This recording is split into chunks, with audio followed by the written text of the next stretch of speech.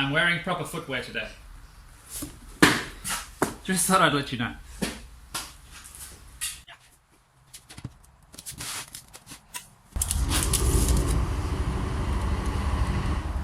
Okay, so that's 6.5 inch pipe, or 160, I'm guessing. Let's go nominal bore. Let's bring that out. This is pretty. So probably 160 NB nominal bore, or 6.5 inch, whatever takes your fancy.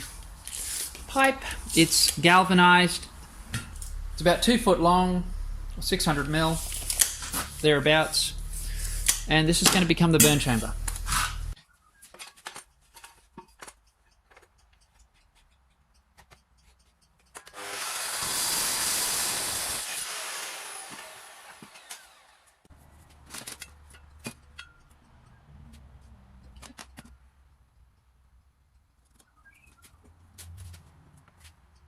I'm just working out where the risers are going to come out of this burn chamber. I want to have it offset a little bit to sort of, it'll hopefully generate some sort of a vortex. That's the idea. It would be easier just to plonk it right in the middle. It'd be a simple hole to cut. This would be, you could nearly leave that, you know, just a straight 90-degree cut. So I'm going to very roughly cut it. Whatever I need to cut.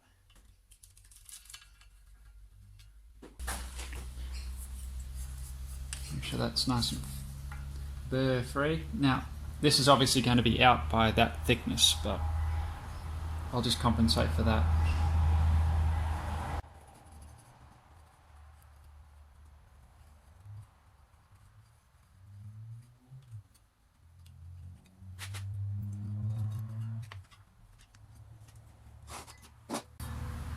We should have this a nice teardrop shape.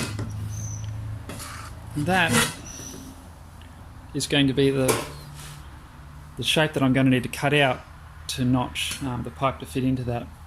Now, you can sort of see that there's, you know, that much difference. That's just the thickness of the pencil. So I'm just going to freehand that the same all the way down as far as I can go.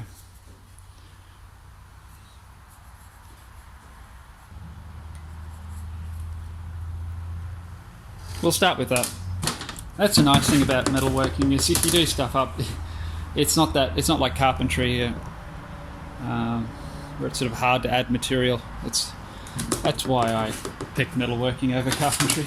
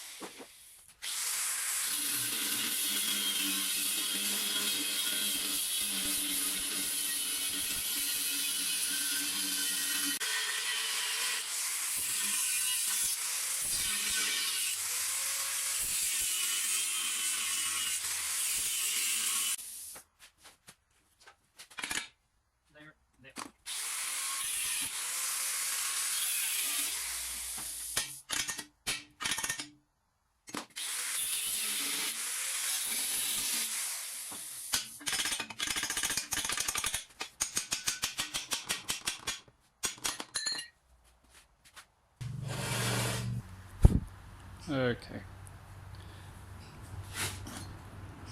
So part of the difficulty of what I have to do now is to cut this pipe so that it matches up really nicely with this hole.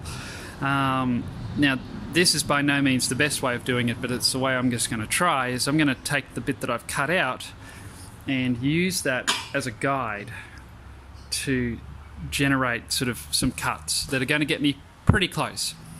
I don't think I'm going to get this first time. It's probably going to be a little bit of time is going to be spent in the finish, the fit and finish, but you know, a little bit extra time and care spent here will save you a lot of time in welding. And the best way to do this would be to generate a wraparound pattern, but This is probably an easier way for the people who are watching me to be able to do this without having to stuff around and doing parallel line development, which is, I think that's what you would use to develop a wraparound pattern for this, would be parallel line development. But anyway, I'm just going to sort of project down. I'm going to make it a little bit bigger than what it needs to be,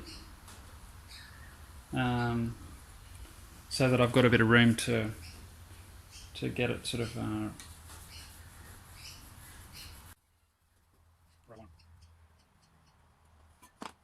So that's going to, yeah, it's going to be like that from there. It's going to, all right.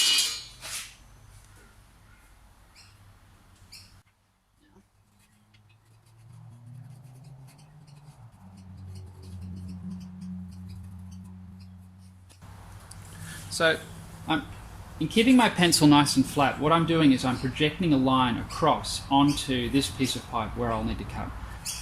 This is going to get me really close. And it's probably the worst way of doing it.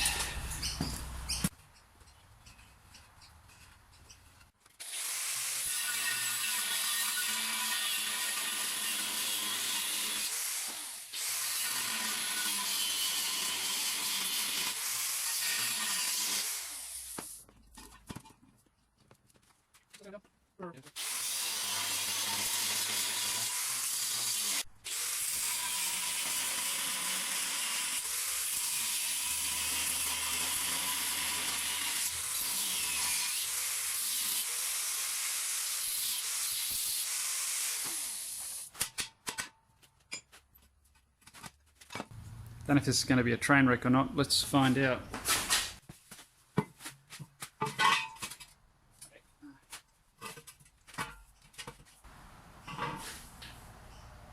Wow, okay. I'll take that.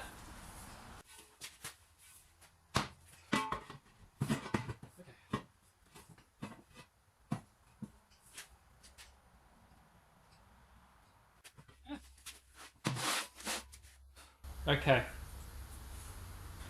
It's a reasonable fit. So I'm going to leave the fit and finish how it is. How do I do this and actually show you guys? I don't want to tack it together yet because I still got to do some more stuff to the burner. So let's just keep moving on.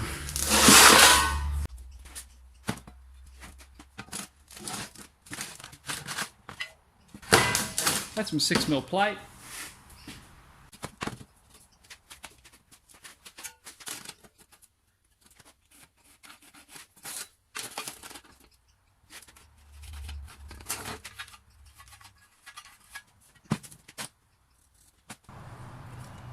That's good. I have a new member of the family, new secondhand. It's a very old Makita 4.5-inch grinder. I shouldn't be abusing my 100mm grinder the way I do, but it's Bosch and it doesn't seem to mind a bit of abuse. The only thing is, I don't have a wrench to fit that, so we'll see how we go. Now, is it?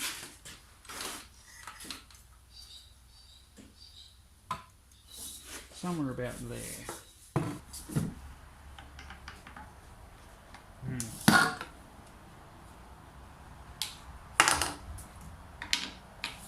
Nope.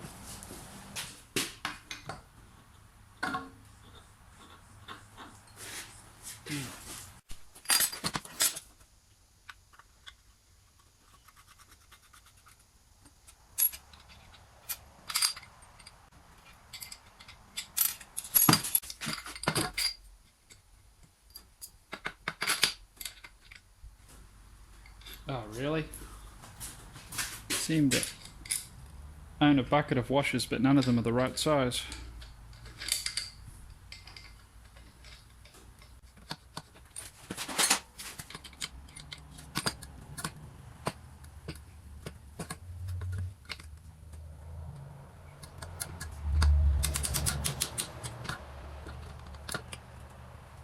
Oh.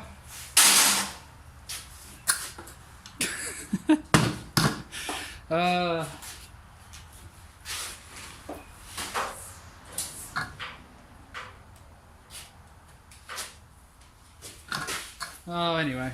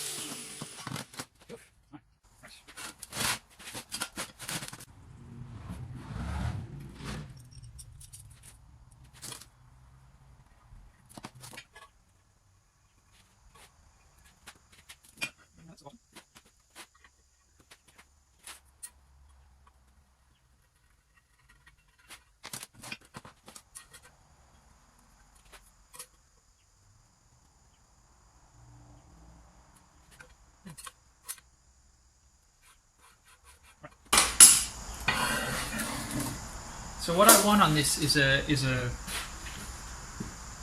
means of removing the ash while this thing burns, because I might have to use it for a while and the ash is going to build up and that's going to stop it from working. So to have a little door at the back here will be really useful.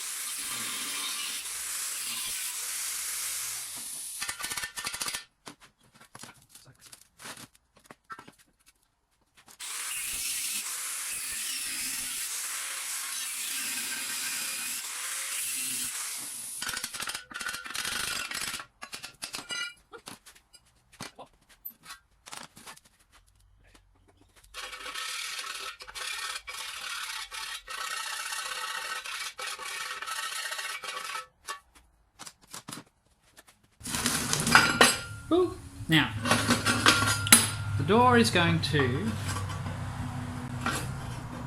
swing out that way, sort of dropping the ash on the ground. So now, for this part, you could just weld like a normal little door hinge onto this, but I find that looks pretty cruddy. Instead, I'm going to make my own hinges out of this pipe and rod. Basically, just get some pipe and some rod that fit nicely inside each other, and I'll show you how to make a hinge out of that. It's really easy.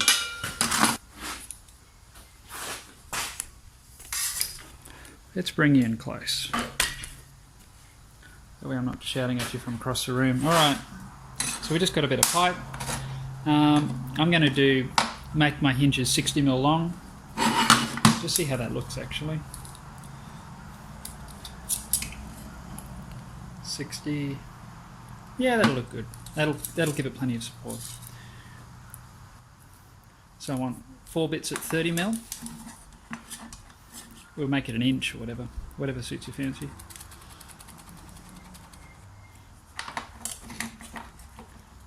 I'm going to go 61mm to account for the thickness of the slitting disc.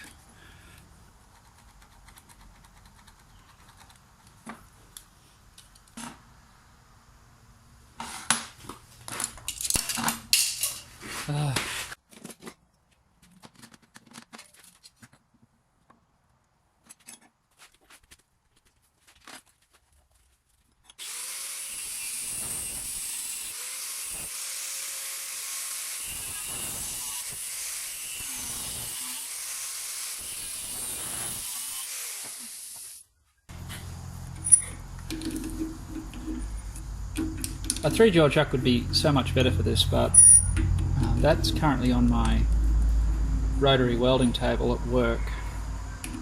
And so I'm just going to clean these bits up in the 4-jaw. It doesn't have to spin all that true for what I want to do. In cleaning up the faces, it just means the hinge is going to run a lot smoother. You don't have to do this. You could just clean them up with a grinder, but I've got the lathe here, I might as well use it. I'm going to be doing light cuts, so I'm not going to worry about lubricant.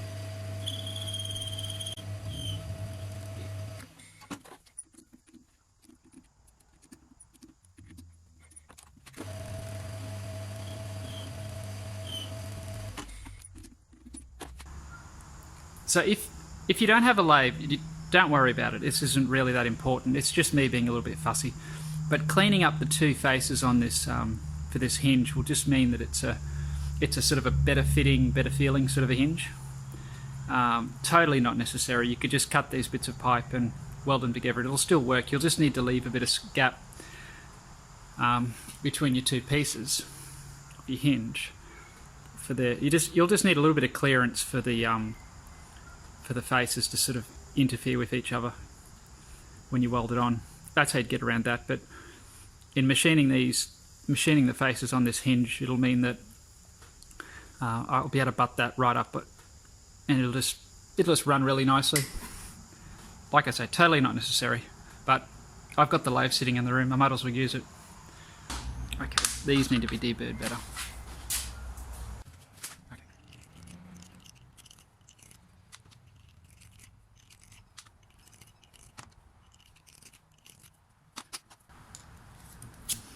Right.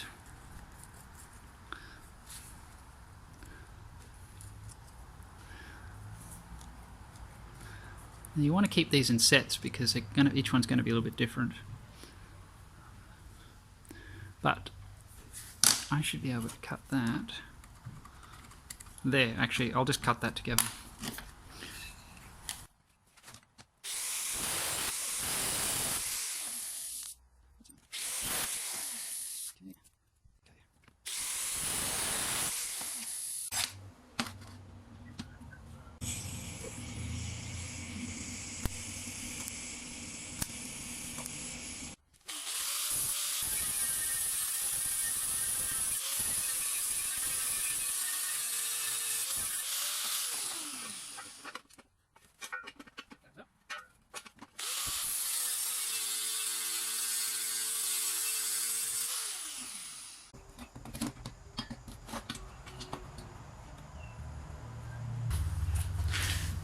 Something to keep in mind when welding hinges on, so that you get a nice smooth movement, you need clearance under one of the hinges. Well, basically under both. You don't want it just to weld it flat onto there, because it will work, but it'll offer up quite a lot of resistance, because this will be one half of the hinge will be trying to turn, and it'll be rubbing on the body, and I'm doing a terrible job explaining myself, but basically I found that two thicknesses of paper makes a really big difference. Obviously you don't stick that under the side you want to weld, but if I put that there like that,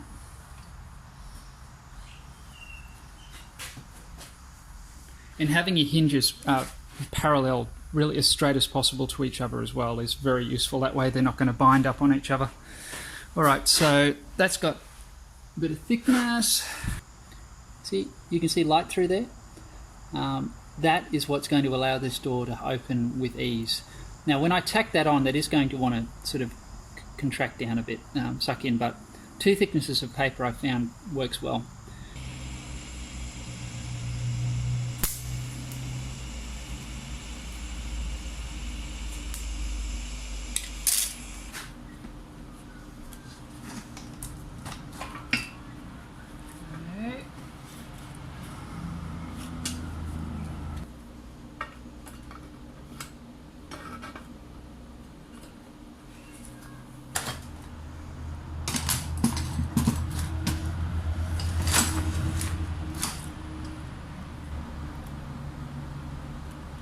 Okay, they're nice and parallel, sort of.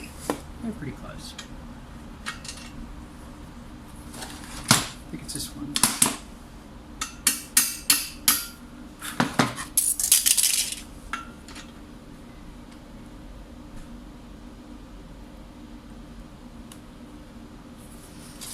That's pretty good.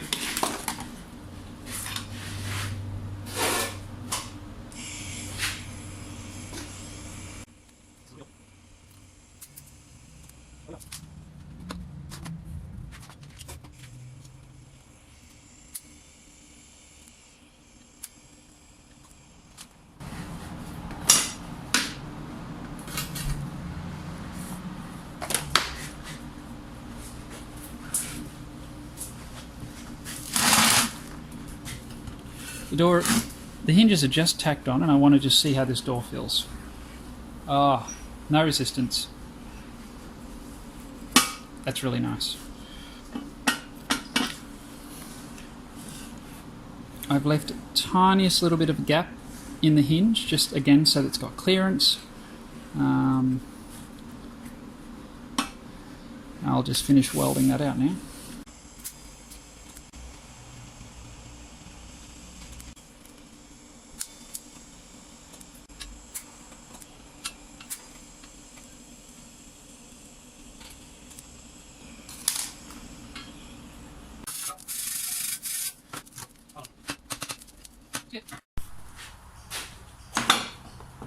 Day 2 of the build. Now, I asked you guys if you wanted more detail, and so I'm going to do my best to give you detail that you need, and but try not to ramble on too much, because it's very easy for me to ramble on too much. So the details. Oh boy.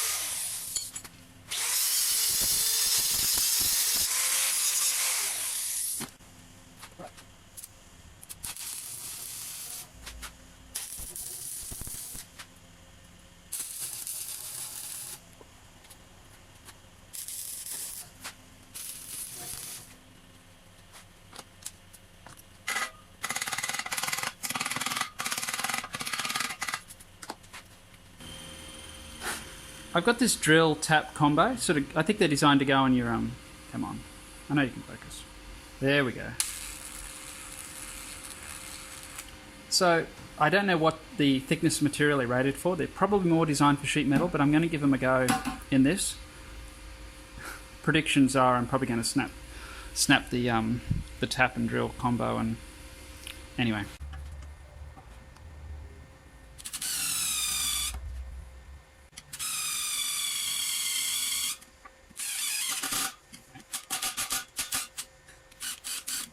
I am amazed. I thought for sure that would snap. Alright, here we go. Oh.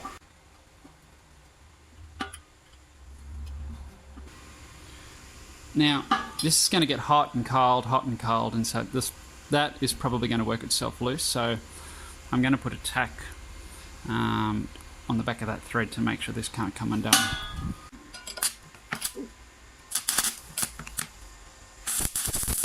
There we go.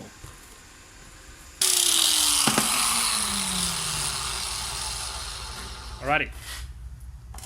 Change of plan. Instead of having some elaborate hook, I'm just going to have a tab on this. That'll just work as a stop.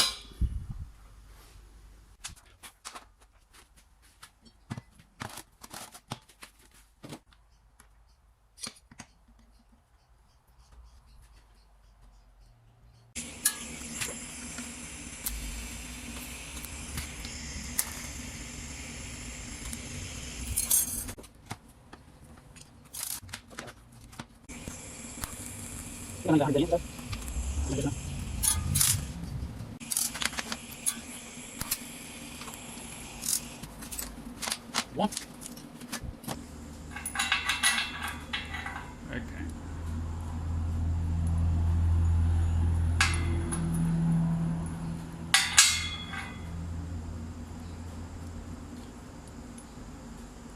So that spins nice and freely. It's a little bit of, just get that feeling about right.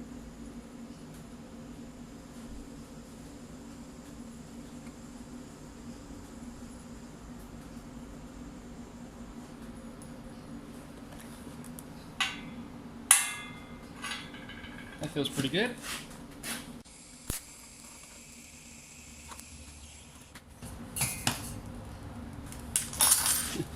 Won't have to worry about that not coming undone.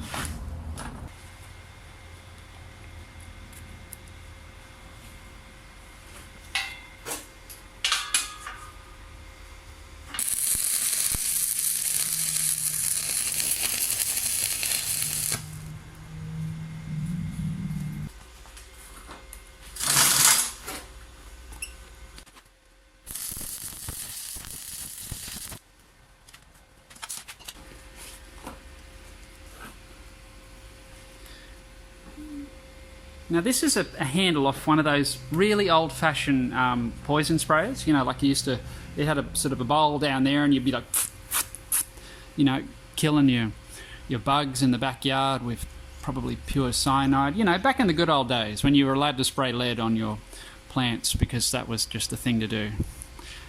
I'm kidding, I really don't know, but anyway, that's what this is out of. So I'm going to put that on there so we have a handle on this.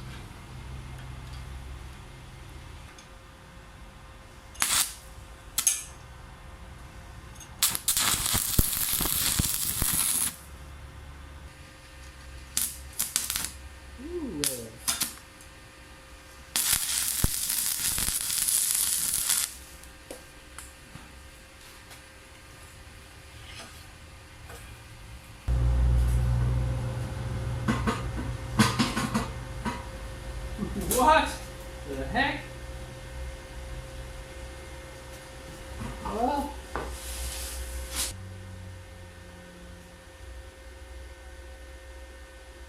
wow. Did you see that?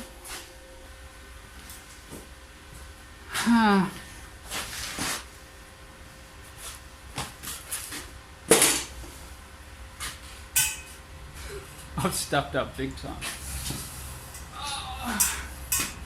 But I won't hide it from you.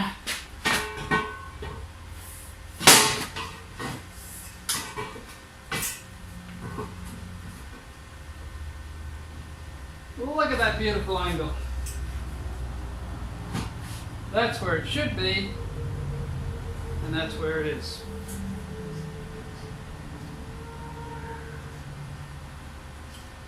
Okay. Overconfident. That's what it boils down to. Overconfident. I mean, at least that works nicely. You've got to take your victories where you can get them. I think I have a plan. It'll involve a bit more welding and cutting, but I'm going to gooseneck this to get it straight.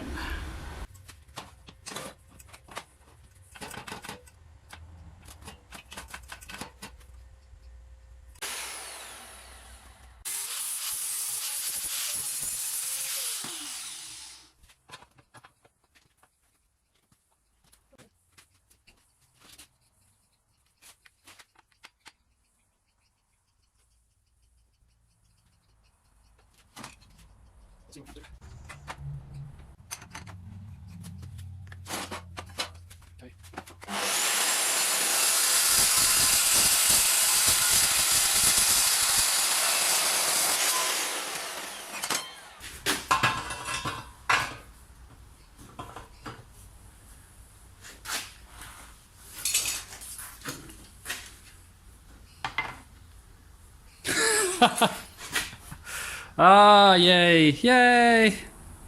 We have a win. Sort of. It's pretty close. I mean, we're out by Country Mile that way, but